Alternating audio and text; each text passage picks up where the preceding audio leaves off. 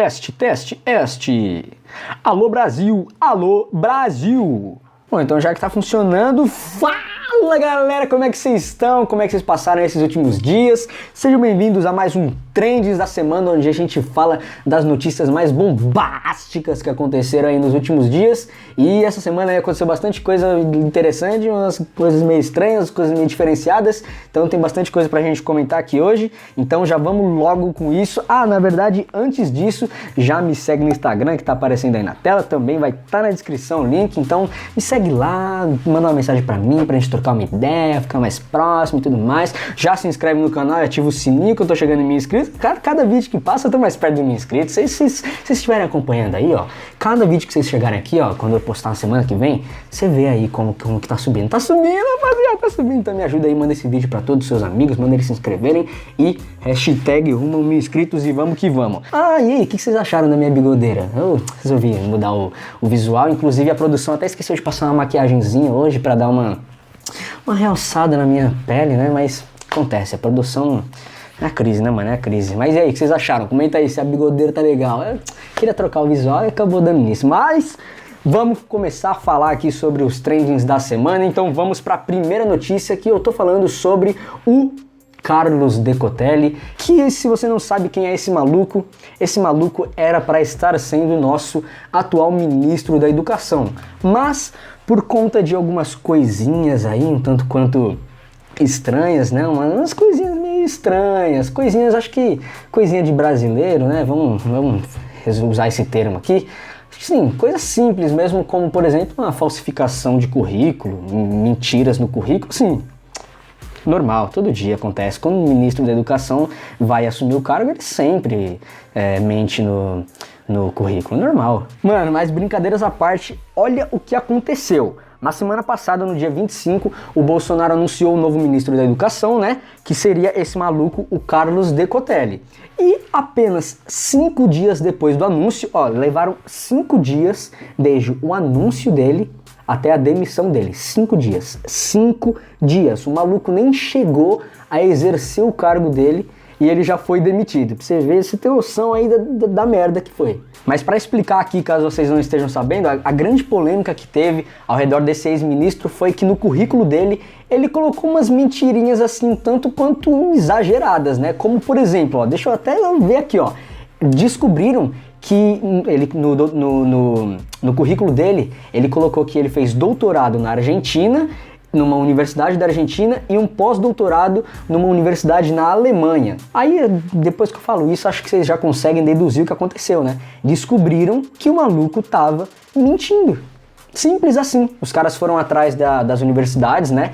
E aí eles perguntaram lá, sei lá, viram o histórico, perguntaram para a universidade, e as universidades desmentiram o currículo do maluco. Então, mano, o cara ministro da Educação tentando...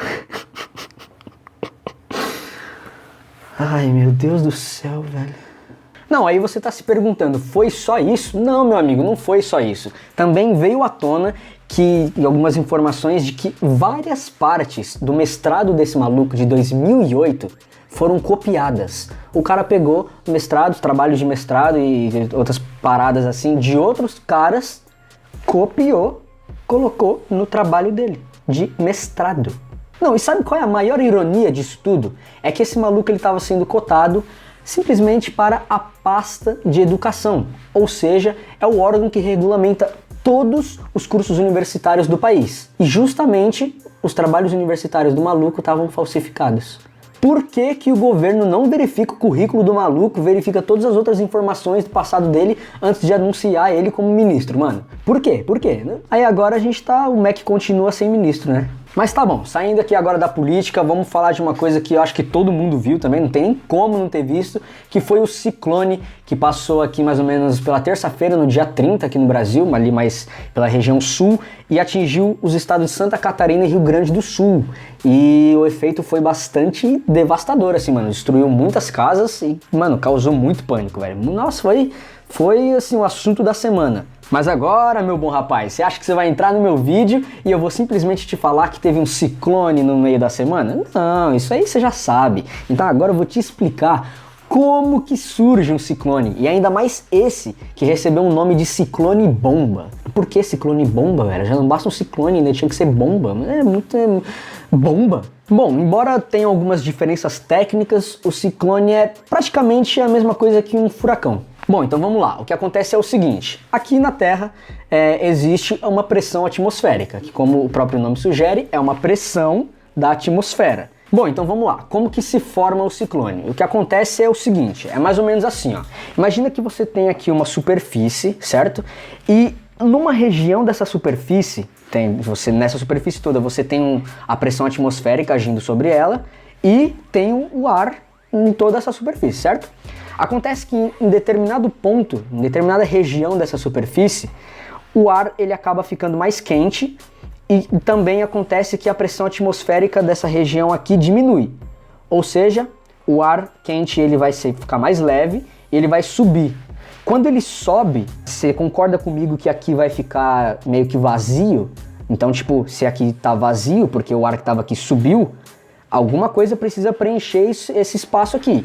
E aí, naturalmente, o ar que tá em volta, o ar que tá em volta aqui, o ar frio, ele acaba se deslocando para poder completar essa lacuna que esse ar quente que subiu deixou. E aí, rapaz, essa superfície que eu tô falando aqui para você não é do tamanho dessa mesa aqui, não. Essa superfície toda aqui, esse movimento que acontece do ar se deslocar para preencher a lacuna que o ar quente que subiu deixou, eu tô falando de um espaço do tamanho de estados inteiros, mano. É um bagulho muito grande. Por isso que o ciclone acaba percorrendo uma trajetória tão grande aí, passando por Santa Catarina e pelo Rio Grande do Sul. E isso que, tipo, pode ter furacões, ciclones muito maiores. Mas aí vem outra pergunta, por que que esse é um ciclone bomba, ao invés de ser só um ciclone comum? Porque, meu amigo, a potência dele foi muito grande, né? Claro que dá pra você deduzir isso pelo nome do bagulho, mas imagina o seguinte, ó. Imagina que aqui você tem um pouco de água aqui, certo? Ó, eu vou ficar aqui. Imagina que você tem água aqui, certo? Você tem um recipiente aqui e aí você tem uma trava aqui e tem um pouco de água aqui. Beleza. O que acontece se você começar a tirar um pouco dessa barreira aqui, ó? Você concorda que a água que tá aqui, ela vai passar pra cá? Beleza. Agora, se você, quanto mais devagar você ir subindo essa barreira aqui, a água vai passando mais lentamente. Mas o que acontece se você tirar do nada? Tipo, pá! Mano, aí a água toda vai de uma vez e aí vai ser um impacto muito maior. E é exatamente isso que aconteceu.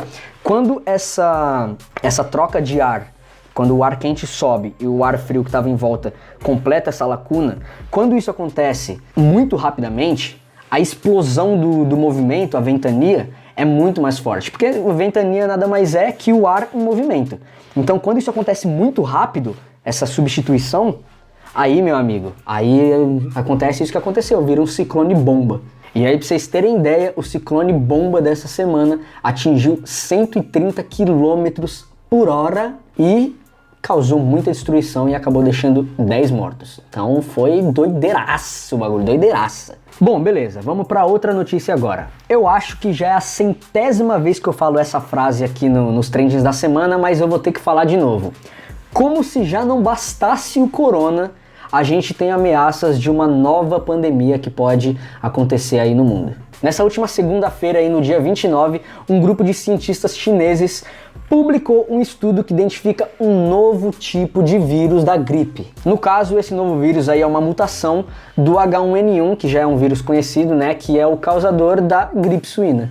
E o H1N1 surgiu no México em 2009 e causou uma pandemia. Então, sim, há mais ou menos 10 anos a gente teve uma pandemia, porque o H1N1 sim, se espalhou por mais de 100 países e contaminou milhares de pessoas. Então o H1N1 também foi uma pandemia. Mas, apesar de ter causado uma pandemia, o H1N1 ele não foi tão impactante assim quanto o Covid-19, porque a potência dele de contagiosidade, a potência dele de transmissão e a potência de letalidade dele eram assim, muitas vezes menor do que a do Covid-19. Então por isso que foi uma coisa mais tranquilo ali, deu pra segurar. Agora o Covid, mano, o bagulho tá estralando. E além disso, muitas pessoas já tinham imunidade ao vírus do H1N1, enquanto pro Covid simplesmente ninguém tem, é um bagulho completamente novo.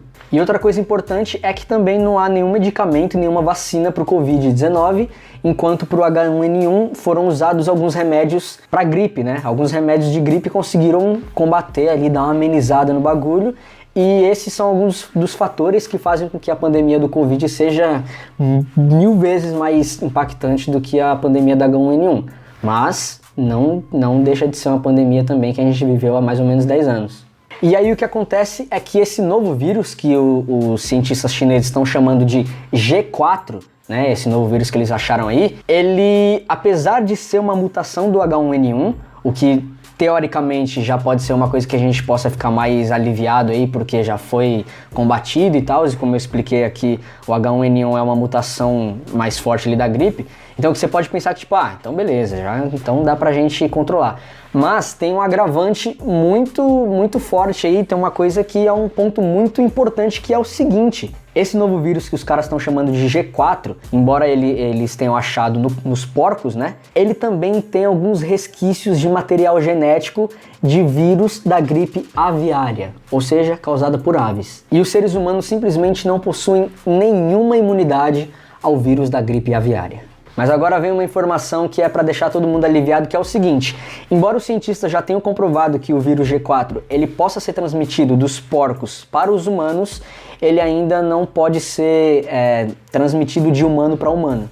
Então isso aí já dá para dar uma relaxada, já é alguma coisa que dá para você sentir que está mais controlada. E só uma reflexão aqui que eu estava fazendo quando eu estava dando uma pesquisada mais sobre os vírus, é que assim, é muito comum a gente associar grandes catástrofes e ameaças à humanidade a guerras, né? É muito comum a gente associar desgraça, possíveis fins da raça humana a guerras. E aí a gente sempre acaba pensando que a humanidade só vai acabar quando tiverem conflitos bélicos, sei lá, com bomba atômica, quando tiver uma treta mundial, quando tiver a Terceira Guerra Mundial, vai. Muita gente acha que quando tiver a Terceira Guerra Mundial, acabou. Aí acabou para os seres humanos, a raça humana vai ser extinta. Mas assim, embora haja muitos conflitos dentro da geopolítica atual, a gente sabe que nenhum país quer se envolver em alguma treta com outro país, mano. Ninguém quer se envolver em guerra agora. E por que eu tô refletindo sobre isso? Porque dá pra gente chegar na conclusão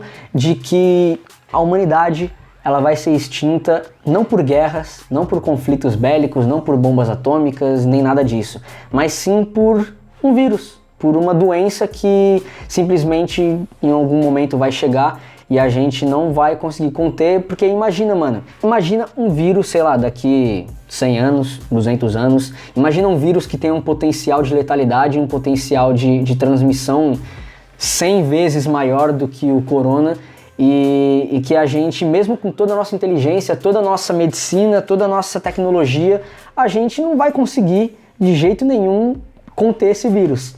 E aí, velho, vai ser quando acabou pra gente. Então fica a reflexão aí pra vocês. Vocês acham que a raça humana vai ser extinta com guerras ou com um possível novo vírus daqui 100, 200 anos? Não sei, fica aí a reflexão. Mas, e aí rapaziada, vocês ficaram sabendo daquele lance que o Bolsonaro roubou um cachorro?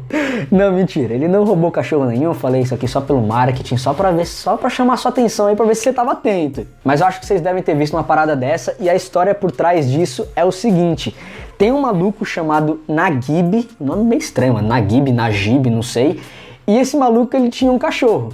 E aí aconteceu que ele teve que viajar e ele deixou o cachorro dele sob os cuidados da mãe. E aí o cachorro do maluco simplesmente ficou todo animadão quando ele encontrou uma cadela que tava no cio. O maluco é dog mau, cachorrão nato. Então aí aparentemente o que aconteceu foi que o cachorro foi atrás da mina, né? Da mina aqui, vamos deixar claro que eu tô falando do cachorro do cara, não tô falando do cara. Então o cachorro ele foi atrás da mina, que na verdade a mina é a cadela que tava no cio. Então entenderam, né? É uma história, linda história de romance. Aí o cachorro do maluco foi atrás dessa cadela aí e ele acabou ficando um pouquinho longe de casa, mano. Ele se distanciou legalzinho de casa e aí ele ficou perdido, não sabia mais como voltar. E aí um tempo depois ele foi encontrado pela Michelle Bolsonaro, que deu o nome dele de Augusto, né? O cachorro tava perdido, ela chegou, pegou o cachorro, não sabia que ele tinha dono, então pegou ele, deu o nome dele de Augusto, e aí o cachorro ficou vivendo umas boas semaninhas lá no Palácio do Planalto. Até que descobriram que o Zeus, que era o verdadeiro nome do cachorro, não era Augusto, era Zeus,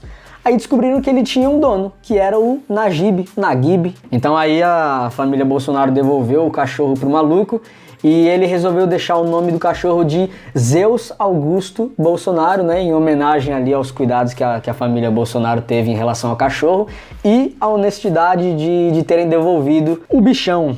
Inclusive ele tem até um Instagram aqui, ó, se vocês quiserem dar uma olhada, é @ZeusAugustoBolsonaro. Os caras não perdem tempo, mano. Mas beleza, próxima notícia.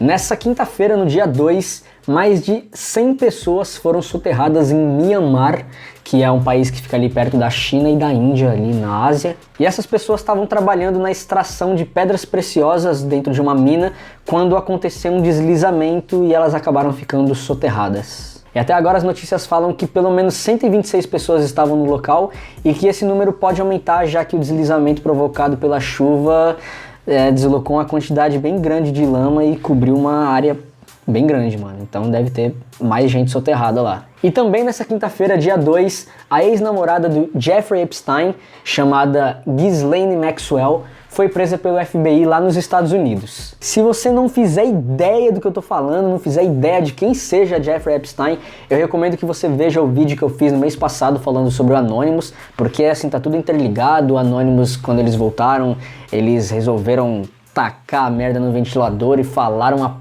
pá de coisa, denunciaram um monte de crimes, toda uma rede de pedofilia que esse cara sustentava.